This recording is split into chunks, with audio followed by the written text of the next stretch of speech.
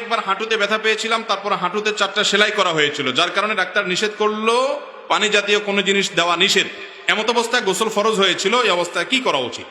কোনো ব্যক্তি হাত পা ভেঙে গেছে বা কাটাছিড়া হয়েছে, অপারেশন হয়েছে, এখন এই অবস্থায় যদি আল্লাহর বান্দার গোসল ফরজ হয়, তিনি কি করবেন? উত্তর হলো, যদি তার ধরেন কথার কথা আঙ্গুল ভেঙে গেছে বা হাতে ব্যান্ডেজ আছে, অন্য সব ঠিকঠাক আছে, তাহলে সে ব্যান্ডেজের জায়গাটা বাদ দিয়ে বাকি শরীরে পানি দিয়ে তিনি গোসল করবেন, অথবা ওই জায়গাটাতে প্লাস্টিক পলিথিন কিছু বেঁধে তিনি গোসল করবেন, যাতে পানি না লাগে। যদি পানি লাগলে সেটার ক্ষতি হবে। আর যদি এত বেশি জায়গা লেগেছে, কথার কথা বুকে অপারেশন, পেটে অপারেশন, এই জায়গা প্লাস্টিক দিয়ে গোটা শরীর ধোয়া সম্ভব না, এরকম যদি জটিল হয়, তাহলে সেক্ষেত্রে তিনি ফরজ গোসলের জন্য তায়াম্মুম করবেন। কি করবেন?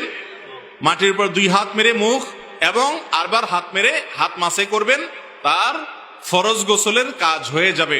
তায়াম্মুম শুধু ওযুর কাজ দেয় না, গোসলের কাজও দেয়। যদি আপনার গোসল করতে অপারগতা থাকে, তায়াম্মুম করলে গোসল হয়ে যাবে। তবে ওই নাপাক যদি শরীরে লেগে থাকে, সেটা পানি দিয়ে অবশ্যই পাক করতে হবে, তারপর আপনি নামাজ পড়বেন।